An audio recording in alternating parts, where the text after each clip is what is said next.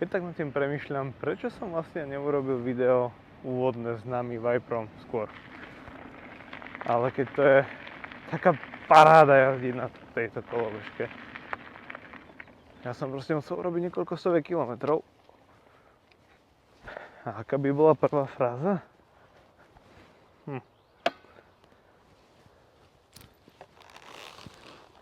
Asi, že oh my nami, toto je brutálna kolobežka.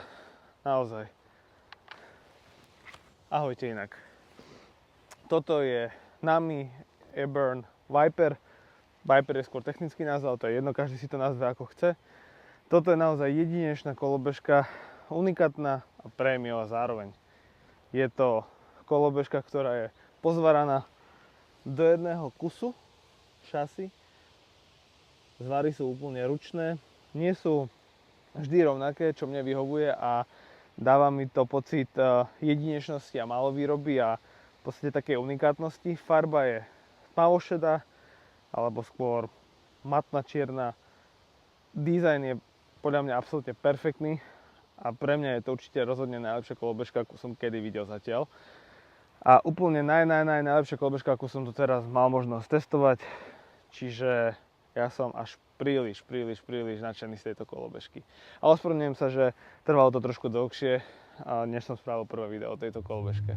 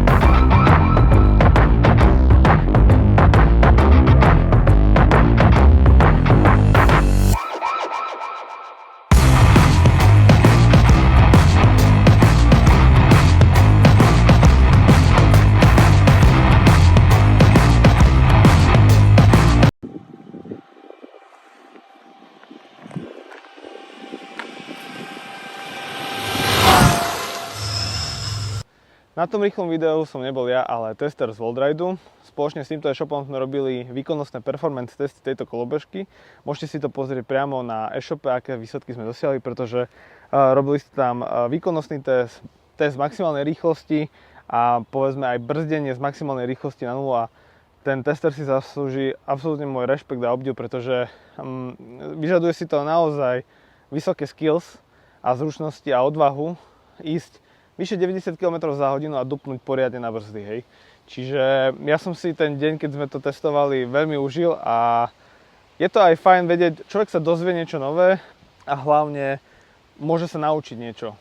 A myslím si, že ak chcete používať kolobežku typu Nami Eburn, tak potrebujete mať na to dosť dobré skills. Chcem sa poďakovať e-shopu Worldride, že mám ako jeden z prvých na Slovensku možnosť skúsiť a vyskúšať túto elektrickú kolobežku Nami Eburn Viper. Môžete si ju kúpiť na českej alebo slovenskej domene tohto e-shopu a mala by byť v podstate dostupná do nejakého mesiaca, ale tých kusov nebude veľa, čiže objednávajte čím skôr, aby sa vám vôbec niečo ušlo. Dobre, ale poďme späť ku kolobežke a k nejakým tým základným parametrom. Kolobežka má 2x1500W motor, ktoré v píku spolu dajú tieto dva motory dohromady výkon nejakých 8400 W, aspoň teda podľa papierov. Ak sme tuto dole, tak vidíme tu prémiové brzdy NUT a priemer kotúča 160 mm. Ďalej tu máme veľmi unikátny tlmič, ktorý je pružinový a má dve možnosti nastavovania. V prvom rade tu máte zo spodu takú maticu, kde viete priškrtiť ten rozsah toho, ako to má pružiť. A potom tu je takýto červený čudlík, kde vlastne viete nastaviť, ako rýchlo sa má pružina vrácať naspäť. Je to hydraulicko-pružinový systém. Celkom mi to aj vyhovuje, zvykol som si po tých niekoľkých stovkách kilometrov na to, čiže je to fajn. Ak sa dáme túto do stredu, tak túto vo vnútri sa nachádza 35 Ah batéria s celkovo tuším, že 2520 Wh, bežiaca na 72V systéme a vpredu, tu je to pekne vidieť dizajn, toto je jeden z dvoch 50 A ovládačov, ktorí bežia na Sunwave technológii. Tu pri týchto detailoch môžete vidieť, že tie zvary sú naozaj ručné a to šasy ide celé do jedného, nič tu nie je skrutkované v rámci toho, že je to do jedného pozvarané do jedného kusu a mne sa to veľmi páči. Tá kolobežka pôsobí mŕte unikátne a rozhodne si ju nezmýlite s inou kolobežkou. Tuto už sú nabíjacie porty, ktoré sú klasický trojpin. Myslím si, že toto je veľmi populárne pri všetkých veľkých kolobežkách. Stretnete to pri Dualtronoch, pri Zerách, aj pri iných kolobežkách tento systém. Ak sa dáme trošičku tuto vyššie, tak toto je sklápací mechanizmus, ktorý je podľa mňa úplne perfektne prepracovaný. Toto je obrovská matica, ktorá sa takto dvihne. Trošku musíte dvihnúť ten stem a takto sa to sklápa. Tento mechanizmus je podľa mňa absolútne perfektný a nie je šanca, aby sa vám nejakým spôsobom kmítalo to riadenie. Nejakým takýmto spôsobom to potom viete prenášať. Naozaj, je to veľmi dobre vymyslené a pravdepodobne aktuálne asi aj to najlepšie, čo môžete na trhu dostať. Chcete jednoducho len zakrútite naspäť, tak, dopevna a touto poistnou skrutkou to dotiahnete. To som trošku prehnal. Tak to úplne stačí. Potom určite ste si všimli aj to, že táto kolobežka má karbonovú tyč, ktorá je ešte vo vnútri vystrúžená hliníkom. Tá karbonová tyč má priemer 4 mm znútra a svojím spôsobom je to v podstate najvyššia kolobežka alebo kolobežka s najvyššou stredovou tyčou, akú som kedy videl. A samotné rozmery tejto kolobežky sú také, že dĺžku tejto kolobežky máme nejakých 135 cm a výška potiaľ to by mala byť 144. Čiže pre mňa osobne je to v podstate najvyššia kolobežka, akú som kedy skúšal. Ja mám nejakých 1,90 m aj s teniskami, čiže pre mňa už je to naozaj akurát a myslím si, že túto kolobežku budú hlavne využívať, respektíve bude perfektne sedieť vysokým ľuďom. Pre ľudí, ktorí majú 1,80 m a viac, netreba to naozaj nič dvíhať a riadidlo takisto nepotrebujete mať s nejakým zbytočne vysokým zdvihom. Bude to absolútne stačiť. A možno, že to bude až príliš. Pre mňa osobne je to možno príliš, trošku to mohlo byť nižšie. Ale keď to porovnám s Dualtronom, tak stokový Dualtron Ultra má výšku riadiel niekde tu. Spoločne so stredovou tyčou, čiže je tam minimálne možno aj 10-15 cm rozdiel. Keď už sme tuto hore na týchto riadidlách, určite ste si všimli, že to nie sú stokové riadidlá, ja som už ich stihol vymeniť, na čo sa ospravedlňujem, že ich nevidíte vo videu, ale pôvodné boli 62 cm s takým asi 35 mm zdvihom. Tieto sú 75 cm a majú minimálny zdvih, pretože ja už som nechcel mať vyššie rajdy. Chcel som mať tú kolobežku najmä vo vyšších rýchlostiach pod kontrolou. Ak sa dáme takto zľava, tak toto tu sú celkom dobré gripy a povedal by som, že zatiaľ asi aktuálne najlepšie stock gripy, respektíve najlepšie gripy, ktoré sú na kolobežke od výroby, že ich v podstate netreba meniť. Trošku sa šuchoce a pokiaľ budete používať kolobežku bez rukavíc, tak asi sa tam obtrie nejaká tá čierna hmota, ale vôbec sa to nešmýka, vyzerá to dobre a ja som s tým veľmi spokojný. Tuto už máme ovládanie displeja, toto je samotný displej, ktorý inak býva v strede, ale nakoľko je tento displej prepojený priamo s týmto ovládačom, tak a ten ovládač má vlastne iba nejakých 12 cm kábel, tak sa to nedá dať do stredu a mne to takto vyhovuje vyhovuje mi viac ten štýl, keď je to vľavo a tu mám vlastne čistú plochu, respektíve môžem si tu dať povedzme telefón na navigáciu a podobne. Kolobežka sa zapína nejakým 2-sekundovým podržaním tlačidla. Toto si nevšimajte, to je len fólia, ktorú testujem, pretože tento displej je perfektný, je veľký, ale je veľmi zle čitateľný na priamom slnku, a to aj napriek tomu, keď si dáte nastavenie displeja. Ten displej má tak strašne veľa nastavení, že ja premýšľam, že urobím pravdepodobne k tomu samostatné video, pretože naozaj tých vlastností je strašne veľa. Ja to rýchlosti zhrniem, pluskom a minuskom si prepínate mody, tých je 5. Hej. Economy, ten vám dá rýchlosť do 25 km, D je Dynamic, tam je 60% výkonu kolobežky, S je 80% výkonu kolobežky, C 90, X 100%. Každý z týchto módov sa dá ešte customizovať, dá sa nastaviť záber predného kolesa, záber zadného kolesa, akcelerácia oboch kolies, aká má byť a tak ďalej a tak ďalej. Je tých možností strašne veľa. Keď stlačím tlačidlo vypnutia krátko, tak vidím, že sa mi tu mení odo. Už je vidieť, že mám 523 km najazdených. G je vlastne preťaženie, to je tiež novinka, nikdy som to ešte doteraz nevidel. Je to preťaženie pri brzdení alebo pri zrýchľovaní. 75,5 je voltáž, vybíjame si niekde pri 60 V bez záťaže. Toto je v podstate, myslím, že priemerná rýchlosť. CR znamená teplota predného ovládača, tá je 24 stupňov, teplota zadného ovládača, čiže CF, CR je zadný ovládač, alebo ovládač prepojený so zadným kolesom, CF je ako Celsius front, čiže teplota predného.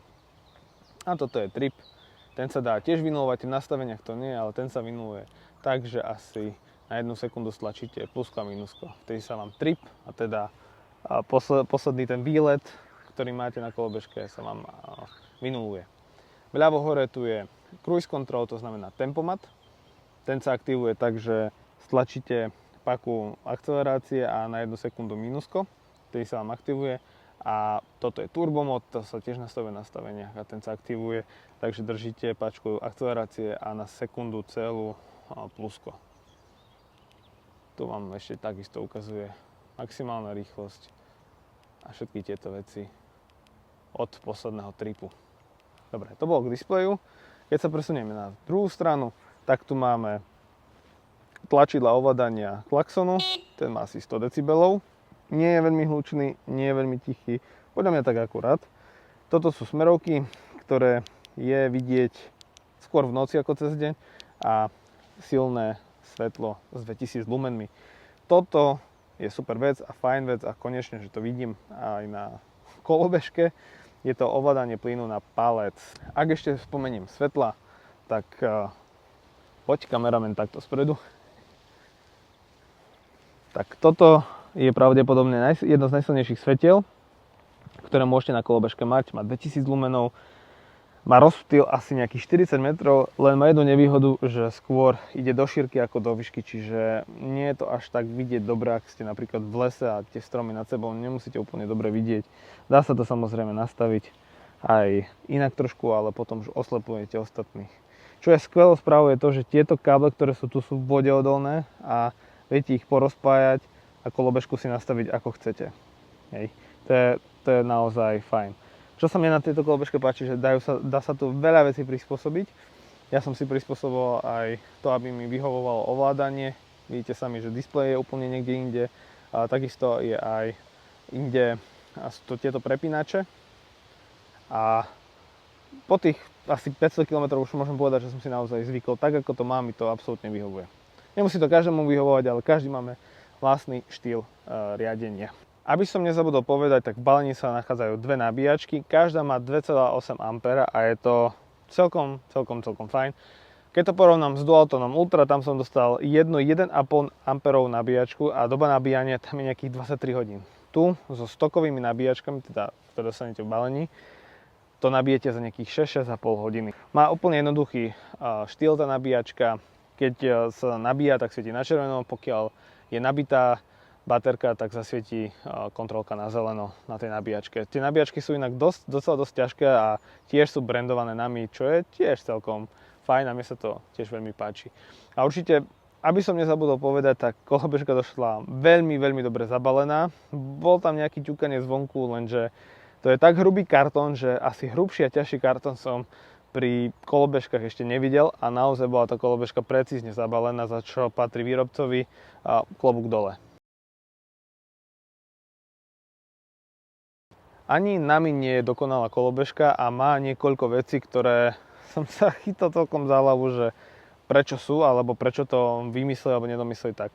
To asi prvou a najpalčivejšou vecou sú nabíjacie konektory, ktoré ostali v podstate holé. A aj keď výrobca síce uvádza vodeodolnosť, tuším, že IP55, tak to vyzeralo veľmi komicky a veľmi lacno. Ja som tam urobil určité opatrenie, to si môžete pozrieť teraz tu.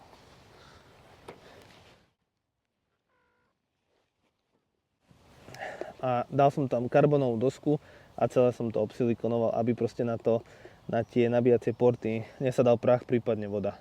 Druhou vecou, a to už určite teraz vidíte, sú tieto holé káble, ktoré ja tomu veľmi moc nerozumiem, ale vlastne tuto vo vnútri je potom synchronizácia alebo splet všetkých tých káblov a konektorov, ktoré sa spájajú spolu.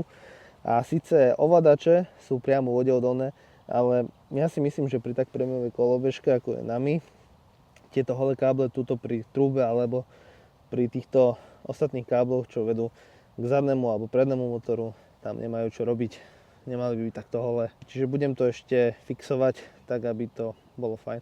Nebudem to celé prekrývať, pretože myslím si, že práve tieto ovládače sa perfektným spôsobom počas jazdy chladia a nebudú sa prehrievať, ale dám tam asi nejakú tú bužírku alebo elektrikárskú fóliu alebo takéto niečo. To ma trošku zamrzelo, že pri tak prémiovej kolobežke toto nedoladili. Ale toto je celkom fajn riešenie a vyzerá to tak, ako keby tam už bolo. Druhou vecou je možno, že zadný blátnik.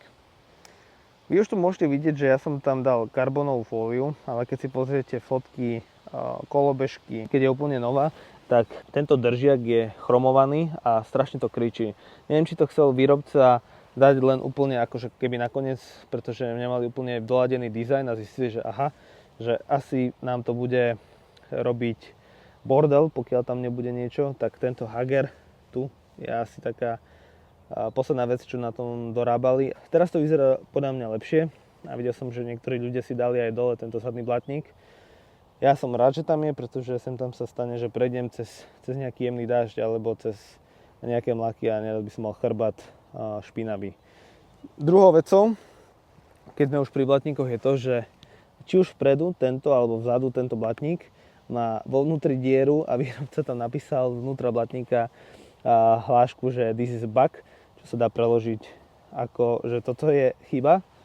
A je to chyba, pretože ten prach alebo tá voda, ktorá ide z kolesa von, tak naráža priamo na tlmič a ten tlmič začne brzgať. Ja som tam dal, myslím, že látkovú patexovú pásku z oboch strán, oba tieto blatníky tak, aby to držalo a aby tam proste tá diera nebola a aby ten tlmič bol viacej v pohode.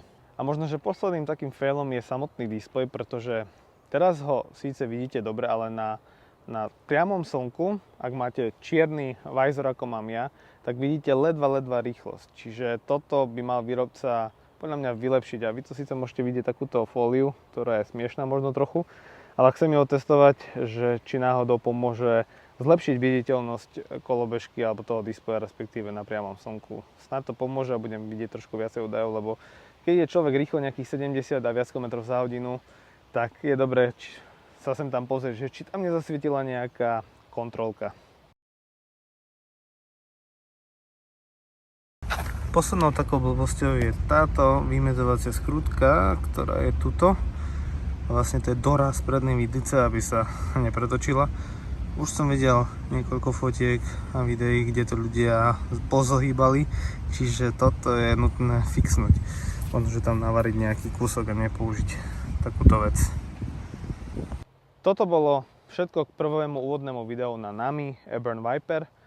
A ja to hodnotím ako suverene najlepšiu kolobežku tento rok a úplne najlepšiu kolobežku, ako som to teraz mohol testovať. Sám som zvedavý, že čo mi to všetko prinesie táto kolobežka a vy sa môžete tešiť na kopec videí s touto kolobežkou, možno že s porovnaním aj s inými kolobežkami a tak ďalej. A nezabudnite objednávať túto kolobežku na Worldride, či už na českej domene alebo slovenskej domene, pretože tých kolobežiek veľa nebude.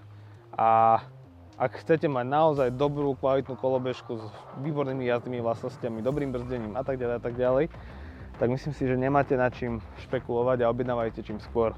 Čiže vidíme sa pri ďalších videách, pri ďalších testovaniach a recenziách.